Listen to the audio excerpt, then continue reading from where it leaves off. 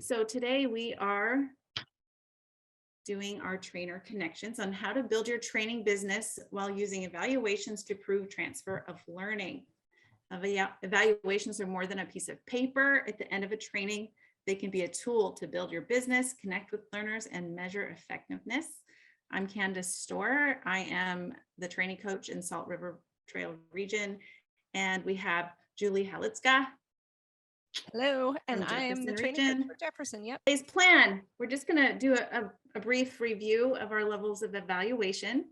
And then we actually had a pretty good response to the needs assessment today, going through that and connections through evaluations. And then Julie and I have this awesome high-tech, low-tech ideas for evaluations for you to implement what we're going to share. And then we have next month's trainer connections. So reviewing the levels of evaluation. Most of you are trainers. Well, everyone's a trainer, but most of you are actually coaches that are on this call. So this is maybe rhetorical, but how many of you actually remember the levels of evaluation? Yay, I see hands up. Okay. Most of you on this call should remember. If you don't, we're going to review them very quickly. So in levels 1 to 4, when we do the training in FET, it goes the other way around, 4 to 1, because it takes so much planning. But today we're going to review them in orders from 1 to 4. So level 1, in evaluations, we're talking about the things we do to evaluate our training, right? Level 1 evaluation is participant reaction, measured immediately after a training. Those are, so you taught, really good content. How do they feel about it? Those are like yes, no questions on a scale of 1 to 5 questions. Those are you're just right after. It's just really how their reaction. They're like, how do you like it? Like, did you like the brownies? Just very simple. Level 2 are the participant knowledge, measured immediately, again, right after the training. So for training on proper hand washing, what are the steps? To me, when someone does a level 2 training, it always felt like a little mini quiz. So level 2 is like a mini quiz. List 5 developmentally appropriate science materials for 2s. At the end, I was like, oh, I didn't know there was going to be a quiz. I should have listened better. That's kind of your level 2, right? Okay. Level 2s are little quizzes. Level 3. This is something we measure 4 to 8 weeks after training. 4 to 8 weeks after training. Okay, so for training on science materials, you'd want to know, are they selecting more developmentally appropriate materials? Well, how do you know that? You would have to always start measuring it. That means you have to have a measurement tool. That means you have to plan. So the higher up you get in these levels, the more planning you have to do. So it means you have to know what it was before so that you can actually measure something. So level 3 questions would be, you'd have a pre-test or a pre-data and post-data. Here we go. Level 4. This is what we really want to do, is we want to affect children. We want to affect the whole program, right? So for training here, you would gather, again, data, pre-training data on the children and staff, and then data 3 to 6 months after. So for the one on hand washing, are children healthier? Are they missing less days of school due to illness? How much time are children spending in science, in the science area during free time, for their choice if you were working on that? So it takes a lot more planning, a lot more prep. A lot more, it's a lot more than did you like the training? A lot more. So here is your just very quick overview. All of this was taught in your FET class, your FET Fundamentals of Effective Training. And so your level 1s and 2s are here immediately after. Then you have your level 3 and your level 4. And today, after the needs assessment that Julie and I sent out there, we decided to focus on level 3, because jumping to level 4 might be a little scary, but today you will know how to do level 3 when we're finished. Right, Julie? Yeah, does anybody have any questions about the different levels of evaluation and how to know which level a question is before we move on? Everybody's good? Okay. You want to go ahead and move to our next slide, Candace? Yes, ma'am. All right. So I have 2 pictures I made here. Why do you think we picked the level 3 focus? Can you guess what these pictures might represent? These are new pictures. What about the first one? What do you think the first picture could mean?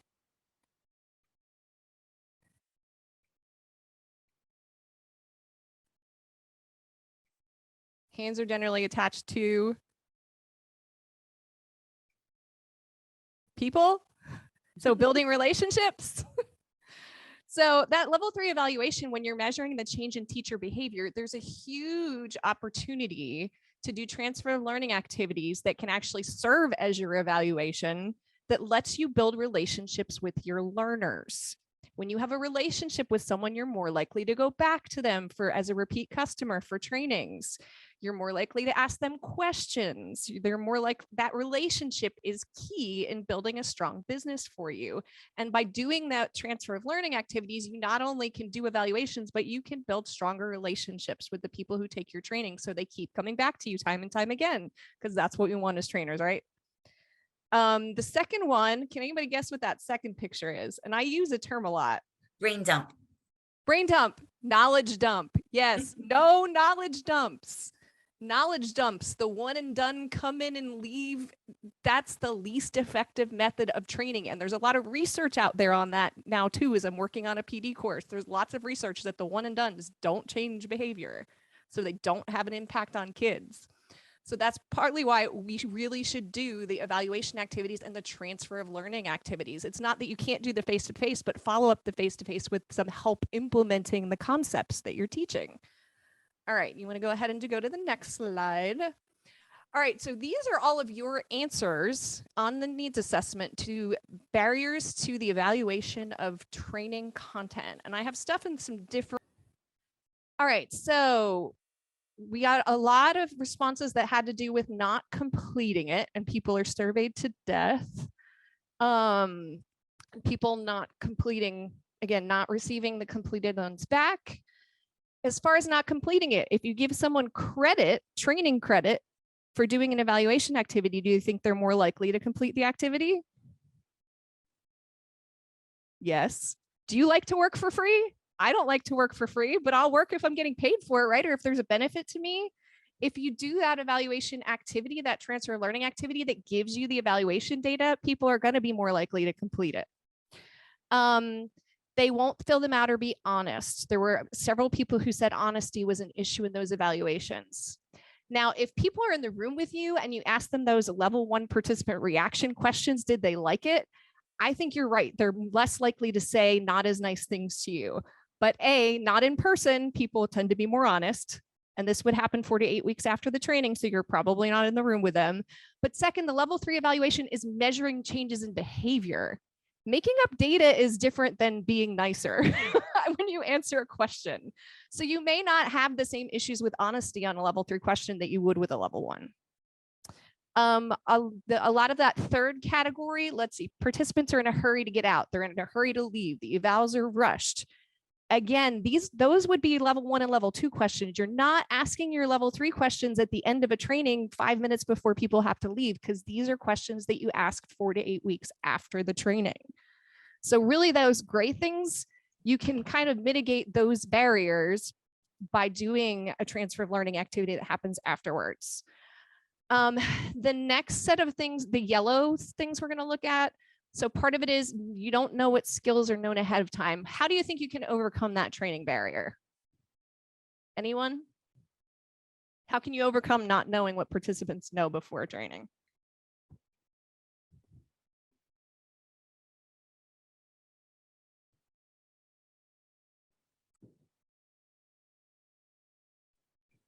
Christine, you're muted. I see you talking.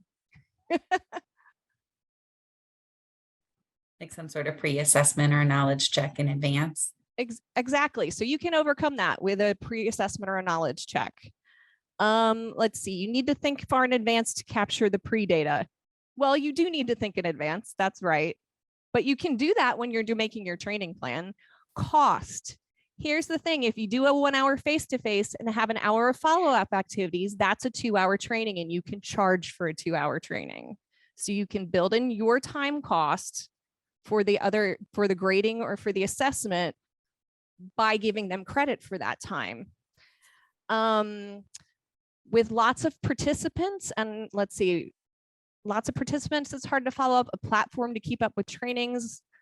Those you can use different tools, and we're going to talk about some of those tools as we do our high-tech, low-tech 5 different ideas. So we'll address that soon. If you have more questions after that, let me know. Limited feedback on open-ended responses. How can you overcome that potential barrier?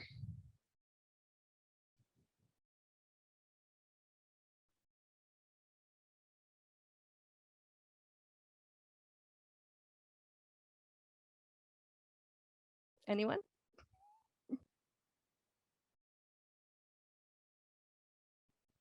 Are you getting limited feedback, Julie? I am getting limited feedback right now. Well, how are you going to solve that problem? How do you solve that problem? Well, you could ask more detailed questions. I mean, you're going to be tracking, if it's an evaluation activity, you're going to be tracking every individual's response. So they're going to have to respond to get credit, but you can ask more small questions instead of bigger open-ended questions. You could also provide a rubric or an example for people. And we're going to show you different ways you can use post-training evaluation. So we'll overcome that for you. We had 3 people who said there were no barriers. Woohoo!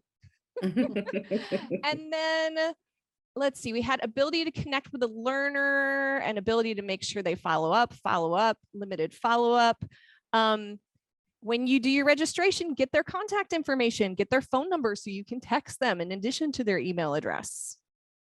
Any questions about these barriers or anything else that you want to bring up that wasn't shared in our needs assessment on barriers?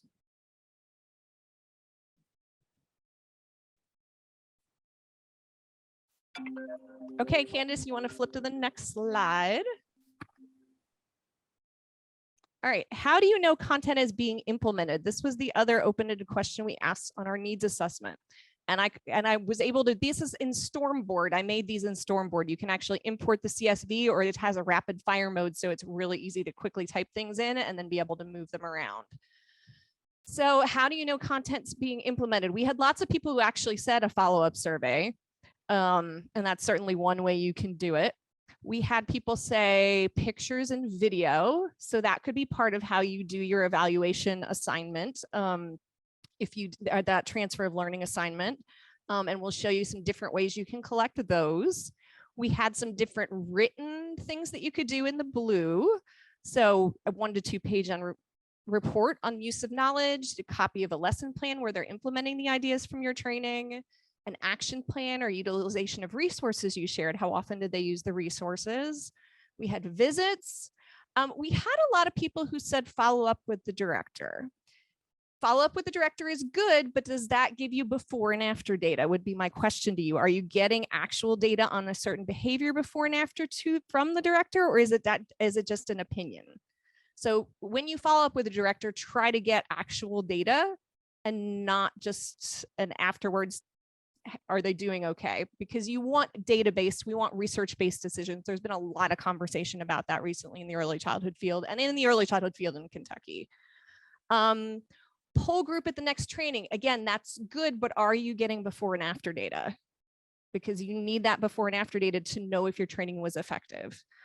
And then the last couple of things I got are really more that level 2. They're checking knowledge. 3 things I learned I think I'll use and ask and list, because we all know we all have the best of intentions, but just because we say we're going to implement something doesn't mean we actually do all of the time, whether that's because life gets busy or other things take priority.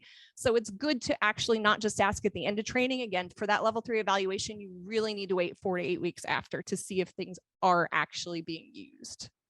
Do we have any questions about what your responses were here? Anything else you want to chime in about knowing content was implemented?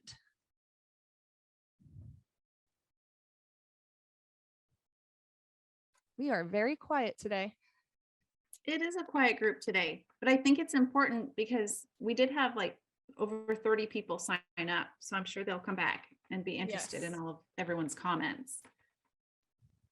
All right, let's go ahead on to our next slide. All right. Would you consider giving credit for implementing training content? The good news is almost everybody said yes. Woohoo! And again, people like getting credit for their work, and they're more likely to do the work of implementation if you give them credit for it. Including the evaluation as part of implementation gives participants an incentive to actually implement the content. Let's see, and including implementation activities can help you get better evaluation results than if you leave a training and just a month later send them a survey. If they're doing activities in that intervening time to apply the content, you're going to have better results as far as the change in teacher behavior. So it really helps you get better results, which you then can share with directors when you're marketing new trainings if you do these implementation activities. Any questions or comments there before we move forward? Okay. Okay. Continuing on. All right, so Candace and I are going to go back and forward. I'm super high tech. So it's high tech, low tech, and we're going to do 5 ways and high tech and low tech options of implementing them for you. So the first thing, high tech, low tech, level 3 evaluation. Idea is a video introduction. You could use the video, any kind of video response with Flip. And I'm going to go ahead here and we're going to switch back and forth sharing our screen with you. So I'm going to share the Flip. Let's see, I'm going to get the right screen here. So this is our Flip gallery. All right. So you can see Candace and I got responses in, but you can basically, you can put what you want the prompt to be at the top. So I customize this, and then there's an add response button that people can click. And I can't do camera because I'm on the Zoom call. If I wasn't on the camera, it would let you record. And then all the participant responses are at the bottom. So you as the instructor can see them all on one page really easily to see that everybody responded. So that's a easy video response tool, or not so easy. I know we had some challenges with that on this call. I think a lot of that partly is because we are in a Zoom call, because your computer or phone can't use the camera for 2 things at once. So because you're in Zoom, it's made it harder to do the Flip. But most people, after 4 to 8 weeks after your training, aren't going to be trying to be on your call at the same time. So I think it would be a little easier to use that. Candace, what was your low-tech version of this? Okay. So my low-tech version, can y'all see me okay? I just want you to see me, not my screen. Sure. Okay. So my low-tech version is to simply use your telephone, okay? And just to record, like you would, just record a short 5-second video reflection or response, and then send it just like you would normally. You could, just use your camera and just record and say, hi, this is Candace, blah, blah, blah, blah, blah. And then just have them send it to the trainer. So that's really low tech. It's a lot high tech, like for my mom, that would be really hard to do. For most trainers, they can figure out how to just record themselves, like flip the camera and record themselves. And that can be sent through an email or a text, even to you, the trainer. The other thing to know is to keep it really short, because you can't send something very big. So it's just a few seconds. It's like 5 seconds for those check-ins and for those quick reflections. Like, yeah, I'm really trying this out. This is what I loved about this. Something really fast. So let me go back to.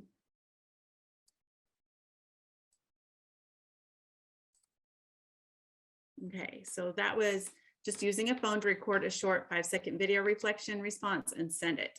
So that's my low tech to the Flip. Does anybody have questions about idea 1 here, using video for responses? So quiet today. They're so quiet.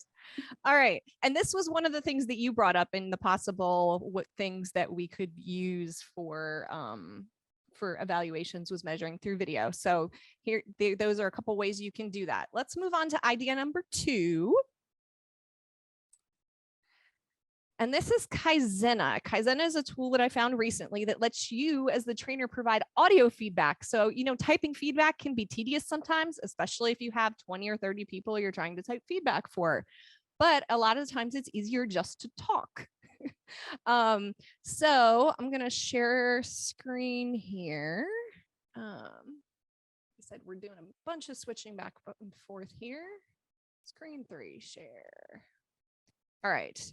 Can you see my screen now that shows Yes. Google Docs? All right, Kaizena, it's a tool that you can install and you would open it under extensions Kaizena. I have it open here already. And it lets you say highlight something even. It's that specific in the document. And then you can record a voice comment.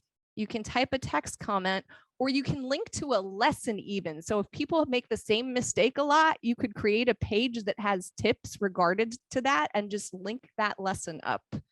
So you can do it with Google Docs. People could send you whatever type of document. You can upload it to Google Docs in order to, like a Word doc. You can upload Google Docs into, or Word docs into Google. And literally all you have to do is highlight whatever you want to respond to. You can click voice message, and I'm not going to have it record because that might mess up our Zoom call and you might not hear me, but it's really that easy.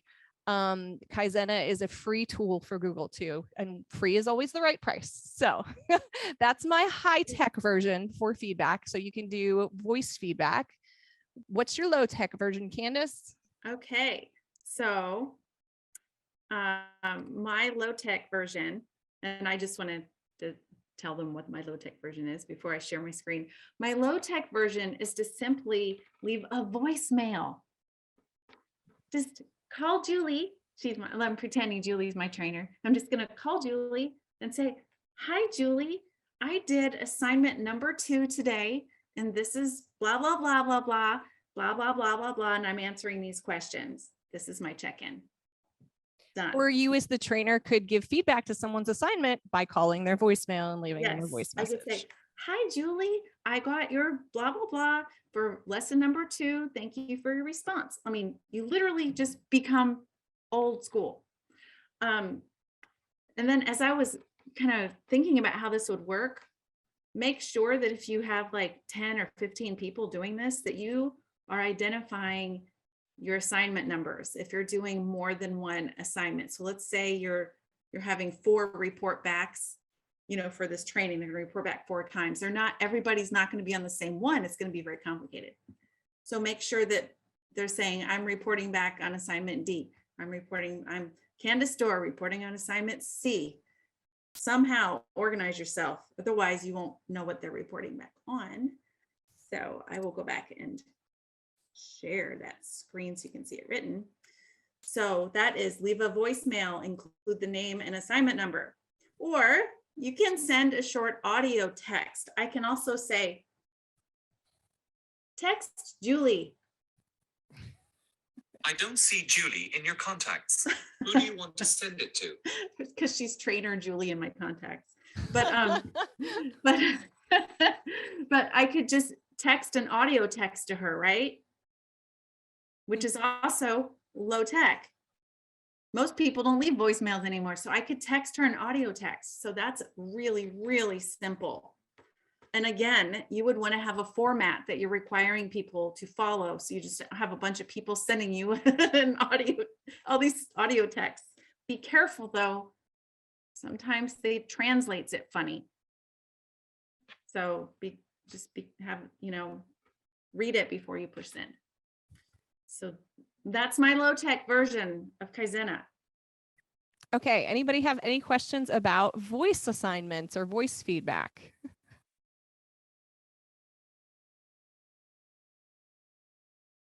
Not seeing any, so let's move on to idea number 3. Another way you could do evaluations, before and after pictures in Google Slides. All right, let me share my screen. Yes. All right.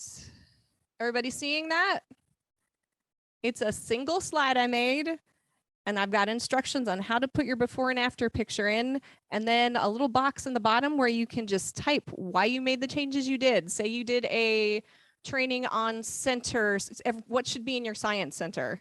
Like you would have people take a picture of what was in the center before and what was in the center after, and then a rationale of why they made the changes that they did. A lot of people said that photos would be a great way to get feedback. That was one of the things that you guys gave as one of the methods for knowing implementation. Well, this is an easy way to do it. While I'm on this one, Google Classroom is free. You can actually attach in a class or as classwork a document you've already made. It'll show you how many turned on and assigned. So if I was going to create a new assignment, I'll show you this real quick. You can click to create a new document or attach something already, and then just assign it to all students. So you could put their email addresses in, and then you have automatic tracking of everybody who turns it into. So just throwing that out there. Yes, that's a little high tech, of course. So Candace is going to give you the low tech version now.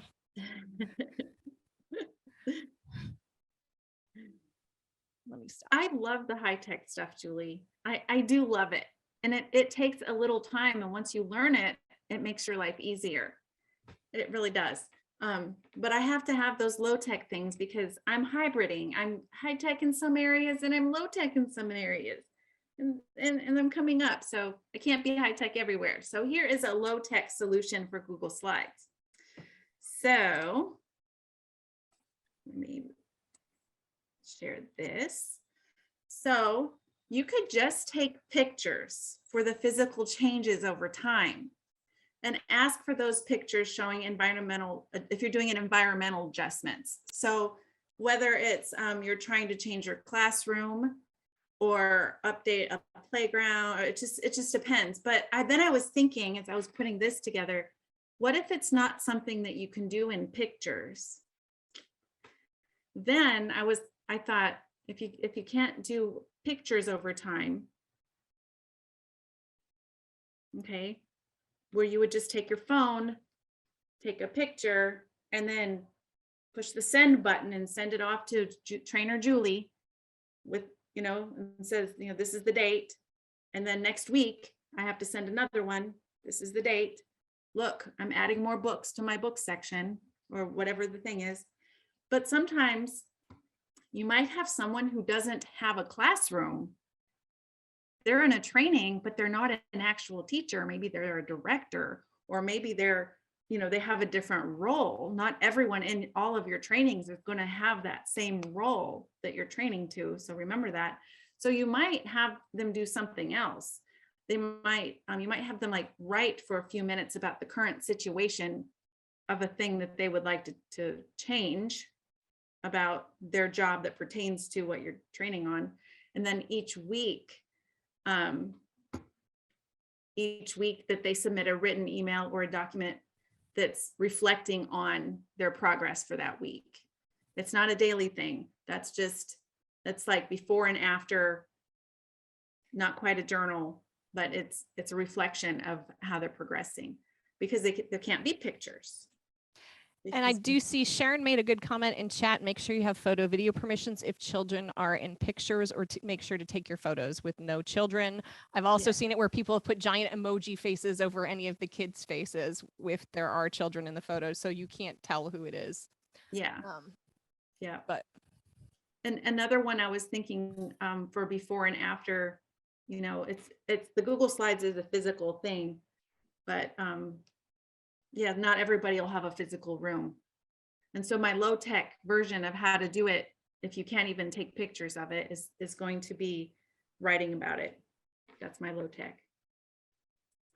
okay.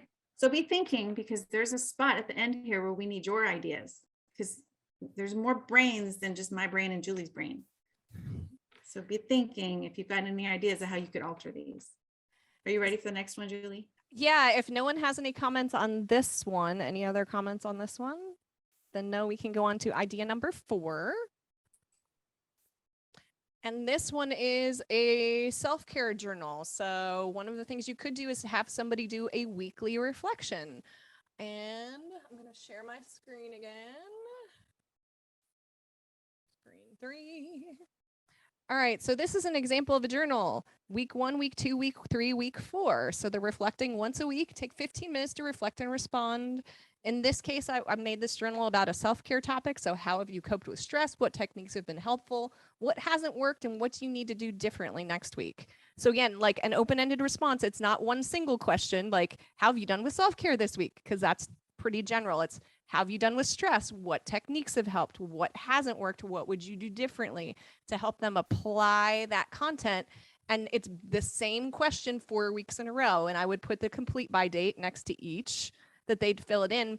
But you could have a document shared for each person, and it's the same document for all 4 weeks that they're filling in. So you don't have 4 different documents to track. You only have 1 to track. So that would make your tracking a lot easier. And 4 reflections of 15 minutes is an extra hour of training credit for them. Woohoo! There you go. So, anyone have any comments on that? Again, this is in a Google Doc, and you could share it through Google Classroom, which is a little more high tech, or Candace. Or you could just simply do what, very similar. Let's see, I'm going to share my little one. Or you could just simply do it like this. A daily or weekly journal, same thing. Making your entry.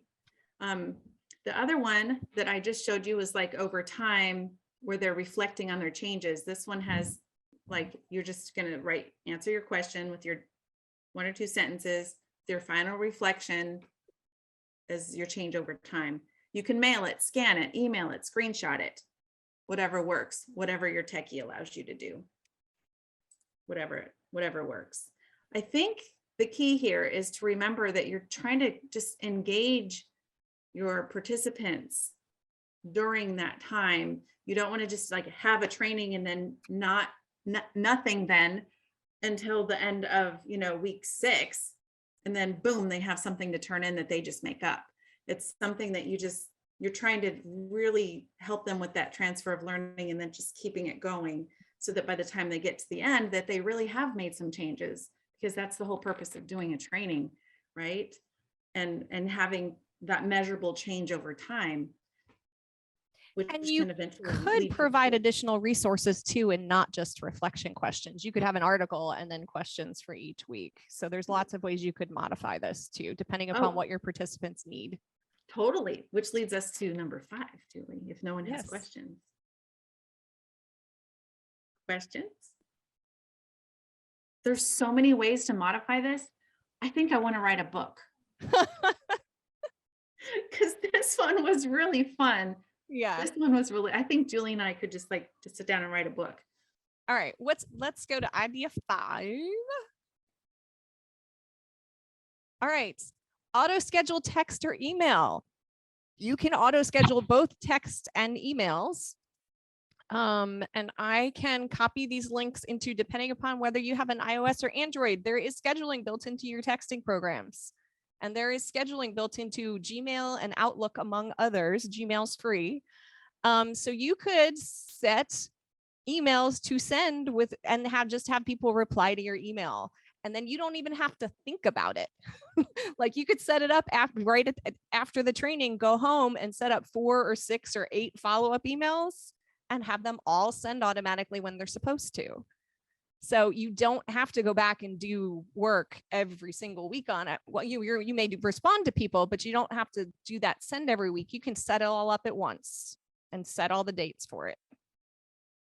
Any questions? So efficient. That is so efficient. Love it.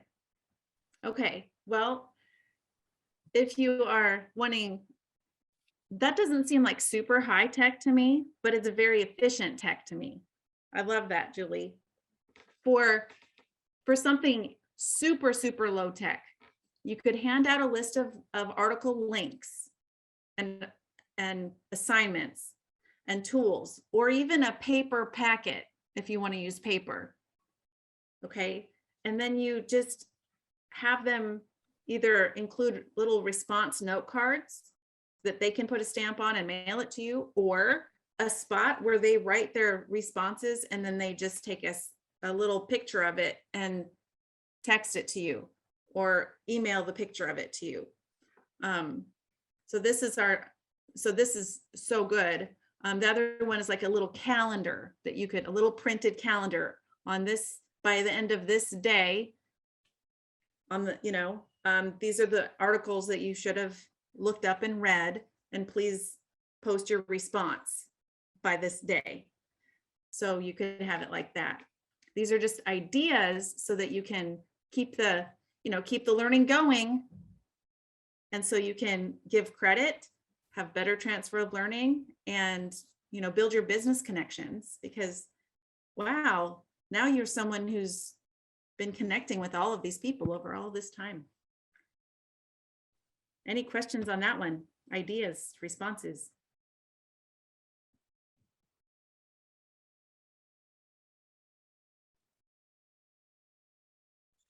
Okay, we have some things to think about, though. Yeah, a few things to note when you do your level 3 evaluation as your transfer of learning activity. Face-to-face or webinar plus that follow-up would make it a hybrid training. You're not a face-to-face if you do all of these activities afterwards as part of credit for one training. Now, you could also split it into 2, but there's more motivation to do it if it's part of one training, I guess I would say. There's more motivation to do the follow-up work if you don't get credit for the face-to-face unless you do the follow-up too. But that's a personal choice. You could split it up into 2 pieces and also give credit if you do a face-to-face with follow-up, do separate credit as a part 1 and a part 2.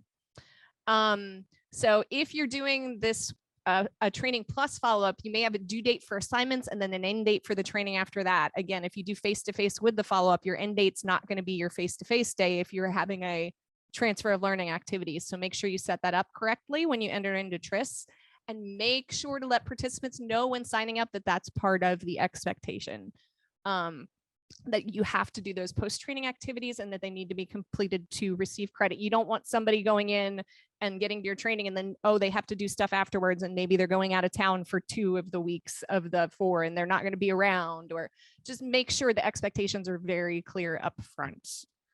Any questions about that or anything else that we haven't brought up here?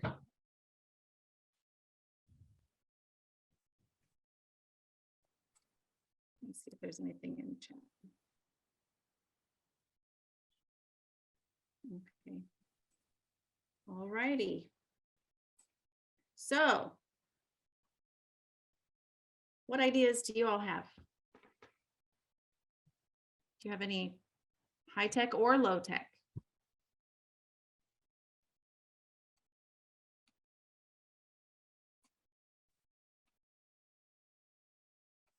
Anyone? Ideas? I definitely like the scheduling of the emails. I think that that's really handy and probably underutilized. I mean, I schedule emails, but it's more like work related and not necessarily related to training. So I already have that in my wheelhouse. Yeah. Let's see. I saw a message pop up in chat in regards to asking for photos or weekly reflections would apply well. Good. And you could even combine that with what Julie said about scheduling those. So you could schedule an email to remind them to send their weekly photo. You could just keep that connection going. You could schedule the emails to remind the whole group that their response to their links are due on tomorrow or whatever. Like, so you're keeping it going. You can combine. These are ideas we came up with, but I'm sure there's a lot more ideas out there. Sharon, did you have one? Yeah, I was just going to say, given, the high tech and low tech suggestions you have, in addition to photos and reflection, depending on what the teacher behavior change is, there might be some other simple things they could do. If it's materials, it might be a list, your before list and your after list, along with the photo. If it is teacher behavior in terms of types of, maybe it's science interactions, then it might be a frequency chart or something like Mhm. that they turn in. Absolutely. Yeah, that's good. We didn't talk about discussion boards or a Facebook group, but those are other ways you could get your feedback. You could have people post on a discussion board rather than a private reflection if you want to build community, especially if it's a particular center that all came to a training together. You could do a discussion board or a Facebook group and they could post a reflection there rather than in a Google Drive or sending it just to the trainer. And yeah, the platform to share with one another could spark some really good conversations. Yes. So Flickr. Yes, Flickr is a great tool for Yeah. photos sharing. So how does everyone feel in general about elevating your evaluations?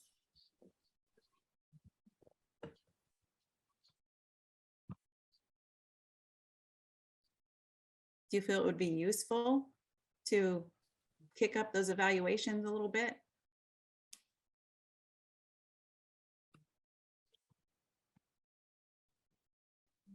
Very useful and not intimidating. Awesome, Tony. Thank you, Tony. Yeah. Okay.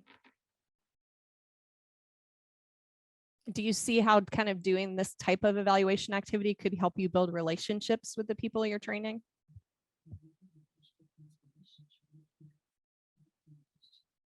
Yes, I see shaking heads. Well, I know. Go Go ahead. ahead. I think as being a trainer is, you come in and you deliver, you're almost like a dentist, you might feel like a dentist, you come in, you clean those teeth and you hope that they keep them clean while you're gone, right?